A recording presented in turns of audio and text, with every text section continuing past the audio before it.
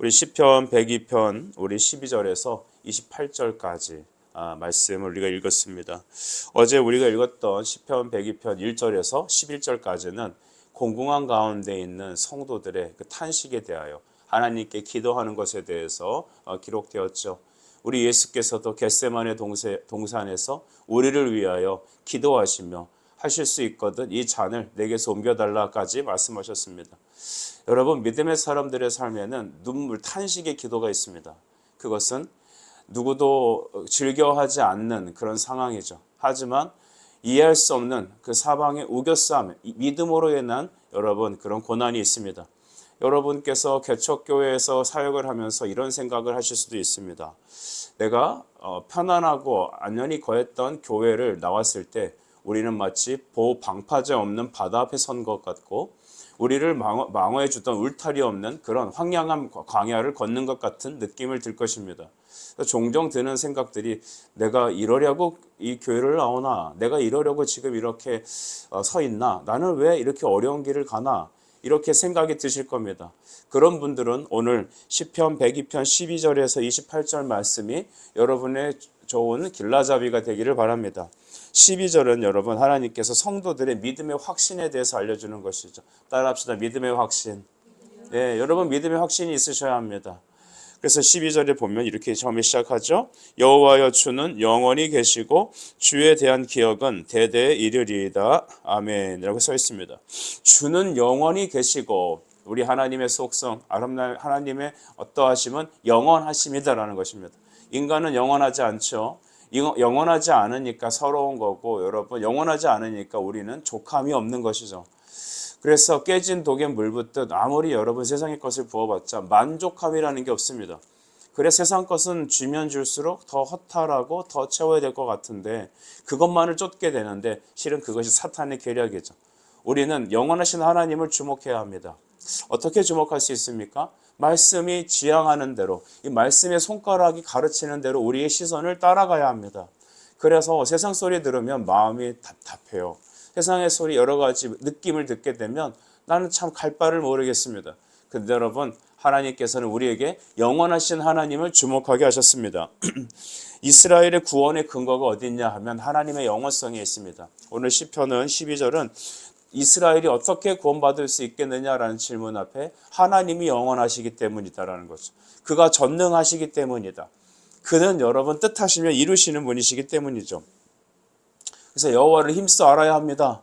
우리 교회에서는 진리에 대해서 선포합니다. 하나님이 어떤 분이신지에 대해서 말합니다. 성경이 무엇을 짚고 있는지를 말하고 싶어 합니다. 그것은 하나님을 알아야 되기 때문이죠. 우리는 여러분 그냥 맹목적인 신앙을 하지 않습니다. 이스라엘의 구원의 근거는 주님이 항상 우리 안에 살아 계시기 때문이죠. 내 주님이 항상 살아 계시다. 내 주님 항상 살아 계셔서 내 안에 계시다. 그러므로 내 자신이 죽고 예수 그리스도와 함께 날마다 말씀으로 살아가는 사람들은 믿음의 확신이 주어집니다. 믿음은 무엇입니까? 바라는 것들의 실상이고 보이지 않는 것의 증거죠. 아브라함이 하나님 말씀을 믿음의 일을 그의 의로 여기셨다라는 이 창세기 15장의 말씀을 우리가 기억할 때도 항상 하나님은 그 말씀만 줬고 따라가는 것을 요구하십니다. 어제 신방 끝나고 이렇게 돌아오면서 우리 또 여기 함께 신방했던 분들하고 얘기하면서 목사님 하나님께서 우리의 발을 비춰주지 않으실까요? 그러니까 시편 119편 108절을 말하는 거죠. 한 걸음 한 걸음의 앞길을 비춰주는 것이다. 그렇습니다. 근데 그것을 믿어야 되는 것입니다. 하나님을 믿지 못하면 내 앞에 한 걸음만 비춰주는 그것 때문에 우리는 시험 들고 낙심하고 자꾸만 세상에 귀를 기울이게 되는 것이죠. 하나님은 여러분을 이곳에 인도하셨습니다. 우리의 삶을 인도하십니다. 말씀에 대한 진리를 깨달을 때 하나님의 영원하심을 깨달을 때마다 우리는 하나님이 비춰주시는 내 발에 등불이고 빛을 따라갈 수 있습니다. 13절은 말씀하시기 주께서 일어나사 시온을 긍휼히 여기신다라고 하셨습니다. 주께서 일어나사 오늘 이 시편은 하나님을 이렇게 우리와 같은 모습으로 비유해서 설명하시죠. 하나님은 앉았다 일어났다 하지 않으시죠. 근데 일어나신다는 것은 하나님이 일하시기 위해서 역사하신다는 것입니다. 내가 느껴지지 않지만 보이지 않지만 하나님이 일하고 계십니다. 그러니까 우리 물 위에서 우리 오리나 이런 애들이 이렇게 떠다닐 때 가만히 있는 것 같지만 사람들이 흔히 하는 말이 야, 그 물속에 발을 봐라. 쉬지 않고 일하고 있지 않느냐. 그냥 가만히 떠가는 것 같지만, 그래서 사람이 바뀌는 것 같지 않고 환경이 바뀌는 것 같지 않지만 실은 하나님이 그 밑에서 역사하고 계시다는 것을 우리는 깨달아야 합니다. 이스라엘이 구원받을 수 있는 두 번째 중요한 근거는 무엇이냐면 하나님이 일하고 계시다는 것입니다. 하나님이 우리를 긍휼히 여기신다는 것입니다. 잊지 맙시다. 하나님은 이 앞에 있는 이 목사를 긍휼히 여기십니다. 하나님은 이 말씀을 듣는 여러분을 불쌍히 여기십니다. 우리는 그래서 그 긍휼을 의지해야 되는 것이죠. 무엇을 갖고 기도해야 될까요? 하나님 나 사랑하시죠? 나 불쌍히 여기시는 거 내가 알아요. 하나님 그 긍휼을 의지하여서 기도합니다. 여러분 우리가 이방인 같다면 우리가 하나님 우리 이방인을 여기신다면 우리는 소망이 없습니다. 그런데 우리를 위해서 예수님이 십자가에서 피 흘리셨습니다. 우리가 주님이 행하신 그 십자가의 대속의 은혜를 하나님의 역사를 우리가 묵상할 때 만민을 위해서 죽으신 게 아니란 사실을 아셔야 됩니다. 창세전에 그리스도 안에서 우리의 구원을 작정하신 그분은 하나님의 택하신 자들, 하나님의 자녀들만을 위하여 십자가에서 피 흘려 죽으신 것입니다. 성경에서 말하는 온 세상을 향하여, 온 이스라엘을 향하여라고 하나님의 그 구원은 믿지 않는 전 세계 사람들을 향하는 그런 손에 뻗치심이 아니라 하나님이 구원하시기로 택하신 교회와 성도들을 향한 하나님의 제한적인 여러분 표현인 것이죠. 그래서 주께서 일어나서 시온을 긍휼히 여기시리니, 시온을 불쌍히 여기시리니 하나님의 긍휼이 우리를 건지시는 겁니다. 우리를 바꾸시는 것입니다. 이번 명절을 맞이하여서 어느 때가 좀 다른 것 같아요. 그것은 우리 교회에 속해 있는 그런 제한적인 일일 수도 있지만 일단 첫 번째로 성도들이 몸이 연약하다는 것입니다. 두 번째 여러분 우리가 자꾸만 마음이 이상하게 흔들린다는 것입니다. 여러분 그러나 그 이유는 하나님이 영원히 살아계시다는 것을 주목하기 위한 것이고 두 번째 그 영원하신 하나님이 우리를 위한 우리를 불쌍히 여기시는 하나님임을 다시 한번 주목하게 하는 것입니다. 우리가 연약할 때 우리가 힘들 때는 여러분 하나님을 주목할 수 있는 중요한 시점인 것이죠. 16절을 보시면 여호와께서 시온을 건설하시고 그의 영광 중에 나타나셨습니다 라고 하셨습니다. 하나님은 미래에 나타날 온 세상의 구원의 터전을 우리에게 보이시는 겁니다. 그래서 먼저 시온을 선택하신 것입니다.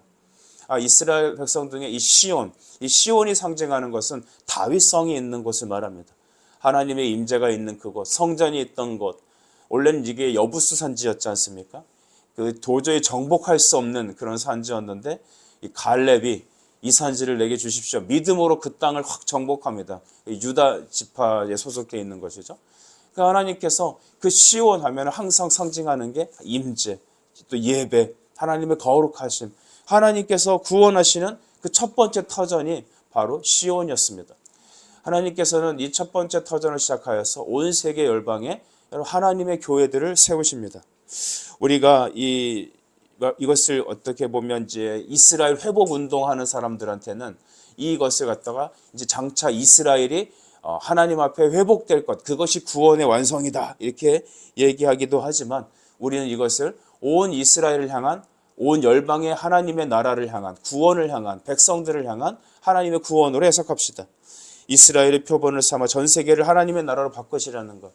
하나님께서 먼저 여러분을 믿게 하시고 우리 교회를 통하여서 이제는 이 지역의 수많은 교회들을 하나님께서 세우게 하실 줄 믿습니다. 우리가 갈수록 보면 한국의 교회들이 사라진다고 하죠. 근데 이것은 이제 이 땅에서 교회가 사라지고 믿는 사람들이 다 없어지는 것인가? 라고 생각하지 맙시다. 하나님은 바알에게 무릎 꿇지 않은 7천의 사람을 예비하셨습니다. 기존에 있던 껍데기들은 사라질 겁니다. 우리 그 누에꽃이 있지 않습니까? 나방이 되기 전에 이 애벌레로 있던 애들이 이 누에로 들어갔을 때 나중에 누에를 찢고 나옵니다. 그러면 걔네들은 나비가 돼서 나오겠죠. 나방이 돼서 나오겠죠. 더 이상 옛날에 그 껍질을 붙잡고 있지 않습니다. 이전 것은 지났습니다.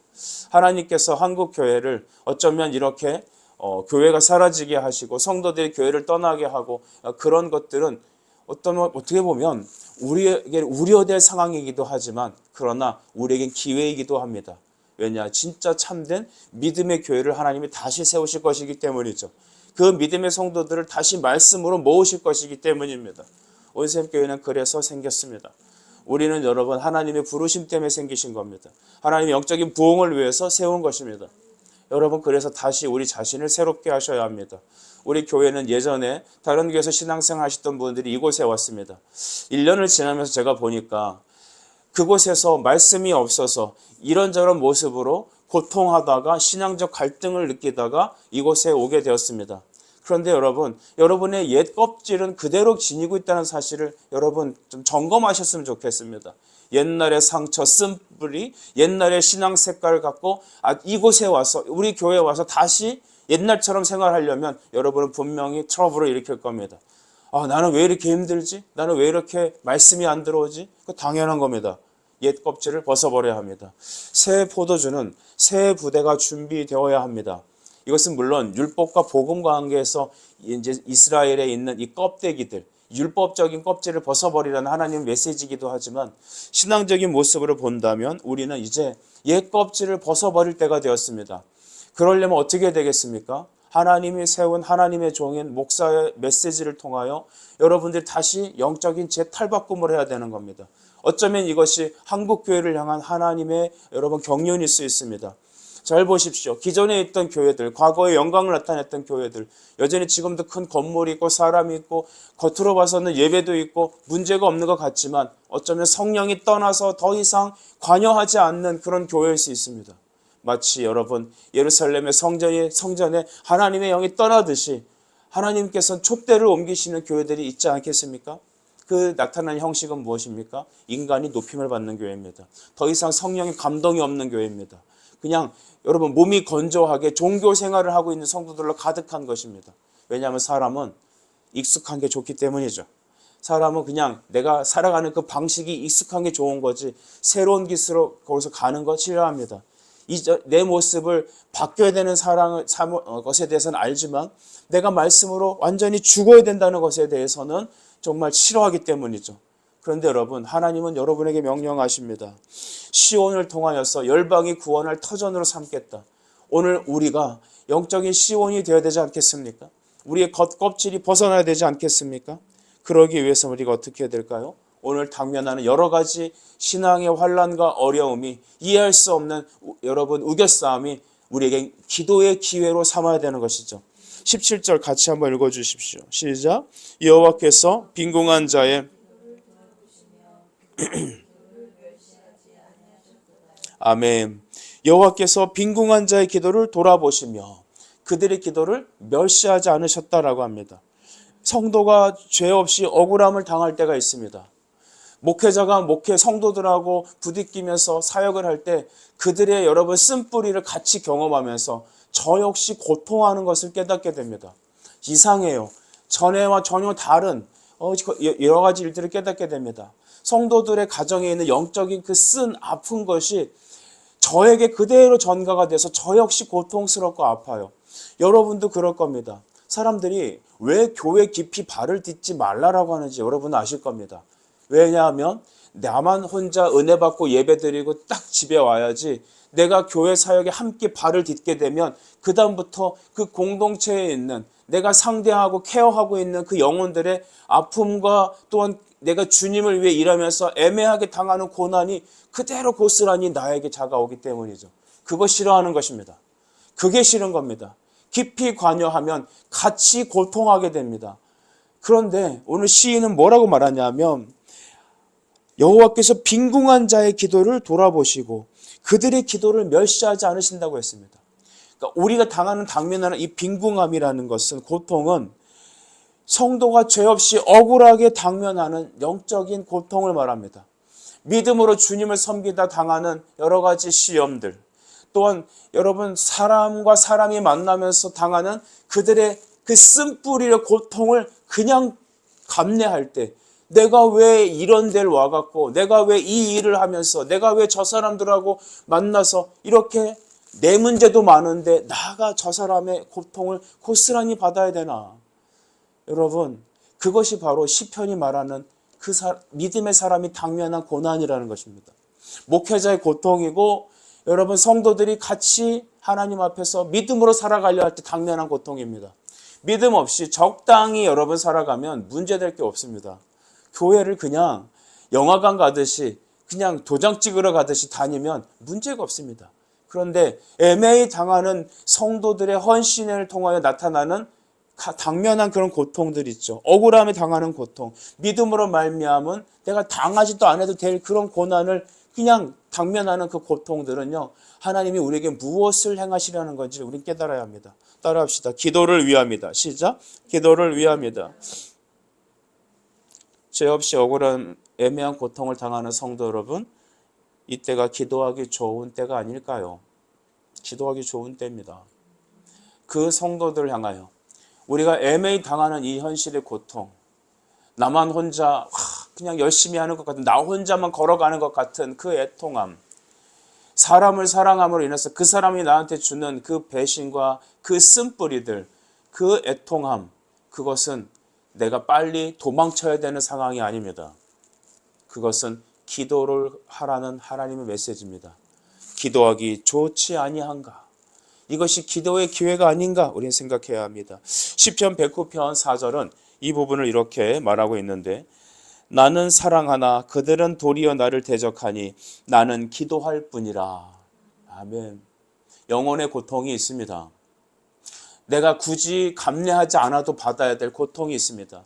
그러니까 사람들이 주일학교 교사 안 하려고 하는 겁니다. 사람들이 여러분 순장이나 구역장 안 하려고 하는 겁니다. 사람들이 여러분 교회에서 믿음으로 주의 일을 같이 감내하려고 하지 않는 것입니다. 오늘날 현대인은 머리가 똑똑하죠. 고난당하는 거는 내가 빨리 피해야 되는 거죠. 내 마음이 슬픈 건 당장에 내가 그걸 떨쳐버려야 되는 겁니다. 내가 쥐고 있으면 안 됩니다. 그러나 기억하십시오. 진주가 생길 때는 고통이라는 것을 끌어안고 몸부림치는 조개의 숙명 같은 게 있는 겁니다. 여러분 예수님 사랑하십니까? 예수님이 여러분을 위해서 피 흘리셨음을 믿습니까?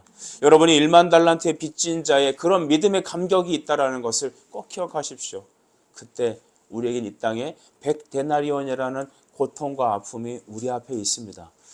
여러분 얼마나 기도하기 좋은 기회가 아닌가. 기도의 기회를 삼으십시오. 그 사람만 성숙하게 되어 있습니다. 그 사람을 하나님이 믿음의 사람이라고 여겨줍니다. 나는 지옥만 안 가면 됐지. 내 인생에 그런 것들은 상관하지 않겠습니다. 여러분 그 사람은 리더감이 아닙니다. 여러분이 전 리더가 됐으면 좋겠어요. 이 새벽을 깨우는 여러분이 리더가 됐으면 좋겠어요. 거저되는 것 없잖아요. 아이를 낳을 때도 10달이나 품고 있어야 되잖아요. 하물며 자식을 낳더라도 거저되는 게 아닌데 하나님께서 나를 구원하신 그 복음에 빚진 내가, 우리는 너무 이기적이고 교만하고 자기만을 알고 살아가는 것 같아요. 주님이 그 믿음의 사람을 찾고 계세요. 어디 내 마음을 품고 하나님의 교회 성도들과 이 땅을 향해서 주의 마음을 품고 예배하고 섬길 그 교회와 사람을 찾고 계십니다. 저는 이 아침에 이 말씀이 여러분의 귀에 들려지길 원하고 여러분의 심령에 열매 맺어지길 간절히 바랍니다. 여러분 18절은 하나님께서 말씀하시길 이 일이 장래 세대를 위하여 기록될 것이다 라고 했습니다. 하나님께서는 구원 사역을 널리 전파해야 됨을 우리에게 말합니다. 미래에도 앞으로의 장래에도 이 복음의 말씀이 계속 흘러가야 합니다. 우리 자녀들이 그냥 자기들만 예수 믿고 천국 가는 것이 아니라 대대로 이 하나님의 말씀의 은혜가 흘러가야 합니다. 여러분 우리 자녀들도 이 땅을 살면서 믿음의 연단과 고난이 있을 겁니다. 그래서 우리 부모가 진짜 자식에게 줘야 될 영적 유산은 믿음을 갖고 하나님 앞에 기도하는 삶을 배우게 해야 됩니다. 부모가 흘리는 눈물을 옆에서 보게 해야 합니다. 부모가 여러분 약삭 빠르게 그냥 성공하는 데만 막 매진해갖고 세상에만 쫓아다니는 모습 그대로 보면 자식들도 그 모습 그대로 따라가 할 겁니다. 제가 참 놀라운 사실을 알게 됐어요. 저희 교회가 크지 않고 소규모 몇 가정이 모여서 예배를 드리다 보니 속속들이 가정을 잘 보게 됐는데 그 아버지의 그 자식이에요. 그 엄마의 그 자식인 거예요. 다르지 않습니다. 나는 엄마랑 다르게 살 거야. 그런 자식일수록 더 엄마 같아요. 더 아버지 같습니다. 그래서 여러분 자녀가 신앙생활하는 거 보면 어쩌면 그 부모를 똑같이 닮는지 모르겠습니다. 물론 이제 그중에 돌연변이도 간혹 나오는데 여러분 그래서 우리 부모들이 믿음 생활 똑바로 해야 되는 것입니다. 여러분들이 흐느적거리면 자식 때도 그렇게 되는 것입니다. 다르지 않습니다. 그래서 오늘 부모들이 영적인 깨어남이 있어야 된다 저는 믿습니다. 장래의 일을 위해서 기억해야 하는 것입니다. 그것은 오늘 우리 이 시대뿐만 아니라 우리 다음 세대도 흘러가야 되며 또한 이 복음 사역은 우리 가정만이 아닌 이 지역에 흘러가야 하고 대한민국만이 아닌 전 세계를 뻗쳐나가는 우주적 하나님의 복음이 선포되어야 되는 것입니다. 하나님은 이 천국 복음이 온 세대에 전파되어야 된다라고 분명히 얘기하셨죠. 또한 하나님께서는 여러분 선교 명령 마태복음 28장 20절 오늘 2024년도 우리 교회 표이기도 한데 여러분 가르치며 전파하라고 했습니다. 내가 너에게 분부한 모든 것을 온 세계를 향하여 교육하고 선교하라고 하셨고 또한 사도행전 1장 8절에는 성령이 너에게 임하실 때 그 복음의 확장이 예루살렘, 유다, 사마리아 땅끝까지라고 주님은 말씀해 주셨습니다. 여러분 장래를 위하여 여러분 기록하라 하셨으니 이 말씀이 우리를 통하여 함께 확장되기를 간절히 바랍시다. 또한 여러분 18절에서는 창조함을 받은 백성이 여호와를 찬양하리로다 라고 했습니다. 구원은 새로운 창조입니다. 여러분이 복음을 선포하고 예수 그리스도께로 인도하여 그들이 하나님의 성령으로 변화된 인생을 경험할 때 변화된다는 것은 사람 성격이 변한다는 게 아니라 영혼이 새롭게 재창조되는 구원을 말합니다. 이번 명절에 여러분의 가정의 가족들이 새 창조의 역사를 경험하길 바랍니다. 그래서 여러분 어쩌면 지금 우리에게 고통이라는 게 따를 것이죠. 이스라엘을 향한 하나님의 계획은 그들이 바벨론에서 포로에서 귀환하여서 새로운 이스라엘을 창조되는 것이었습니다. 우리가 구원을 받는 것, 예수님께 돌아오는 건 영적 바벨론에서 건짐을 받아서 여러분 하나님께서 기뻐하시는 사랑하시는 하나님의 나라로 옮겨지는 걸 말합니다. 흑암의 권세에서 딱 떠져서 하나님의 아들의 나라로 옮겨지는 것, 그런 새 창조가 일어나는 것이죠. 우리 여러분의 시어머니가, 여러분의 부모님들이, 여러분의 형제들이 이 2월 달에 또한 우리의 주변에 있는 이웃들이 그리스도에게로 떠져서 옮겨지길 기뻐합시다. 그런 교회가 되어야 합니다. 마지막으로 28절 말씀은 이렇게 말씀하시기를 주의 종들의 자손은 항상 안전히 거주하고 그의 후손은 주 앞에 굳게 서리이다 라고 말했습니다. 주의 종들의 자손은 항상 안전히 거주하고 라고 했습니다. 여러분의 영혼은 늘 안전할 것입니다. 여러 가지 어려움과 환난도 우리에게 다가오지만 그것은 다 종이 호랑이 같은 것들이죠. 그런 것에 현혹되지 말아야 합니다. 택하신 백성들을 영구적으로 하나님은 보호하시고 지키십니다. 왜 그럴까요? 하나님이 영원하시기 때문입니다. 우리는 신실하지 않지만 주님은 신실하십니다. 늘 산과 같아서 한결같으시죠. 그에게 나가면 복 주십니다. 그에게 나가면 상 주십니다. 그에게 나가면 우리의 상처를 위로하십니다. 여러분이 갖고 있는 영적인 어려움과 고통을 가지고 주 예수의 앞에 나가는 기도의 재료로 삼으셔서 부르짖는다면 하나님께서는 그의 영원하심과 그의 신실하심으로 여러분을 지키시고 언제나 여러분을 만나 주실 것입니다. 먼 훗날 여러분 우리는 하나님 앞에서 영적 상급을 받을 것입니다. 잘했다 칭찬을 받을 것입니다. 이 땅에서 칭찬 듣지 맙시다. 저는 이 땅에 칭찬 듣는 목사 되고 싶지 않습니다. 목사님 설교 대단하시네요. 그런 소리 듣고 싶지 않습니다. 여러분 우리가 사역하고 우리가 예배하고 우리가 주님을 섬기고 우리가 고난받더라도 스트레스 받더라도 그것을 갖고 주님 앞에 나가 기도할 때 우리가 이웃에게 복음을 전할 때 진정한 예배로 하나님께 나아갈 때마다 하나님께서는 여러분을 착하다 충성된 종들이라고 인정하실 겁니다. 그 하나님의 인정만 받읍시다. 그 하나님께서 주시는 그 믿음의 확신만 붙잡고 갑시다. 귀에 아무것 들리지 않고 아무 소리 안 들리고 이 손에 아무 어떤 느낌이 없을지라도 우리는 이렇게 기도합시다. 사나운 풍랑일 때 날 지켜주시고 내 곁에 계신 주님으로 늘 힘이 됩니다. 오늘 이 믿음의 고백을 하나님께 나아갈 때 우리의 슬픔은 변하여 기쁨이 되고 내가 굳이 감당하지 않아도 될 일 같은 일들이지만 그 일을 감당하면서 받는 여러 영적인 상처와 아픔은 여러분에게 별과 같이 면류관이 될 것입니다. 주님 이 아침에도 우리와 함께하여 주시옵소서. 기도하겠습니다. 사랑과 은혜 아버지, 우리 안에 믿음의 확신을 주시길 원합니다. 하나님이 영원하시며 또한 우리를 향한 긍휼하신 주님의 속성이 오늘 우리가 깨닫게 하여 주시옵소서. 여호와를 알자, 힘써 여호와를 알자. 그의 나타나심은 새벽의 빛같이 어김없나니 비와 같이 땅을 적시고 늦은 비와 같이 우리에게 임하신다 하신 하나님, 오늘 우리에게 이 아침에 임해 주시고 주님을 알되 더 힘써 하나님을 만나는 이 아침 되게 하여 주옵소서. 예수님의 이름으로 기도드립니다. 아멘.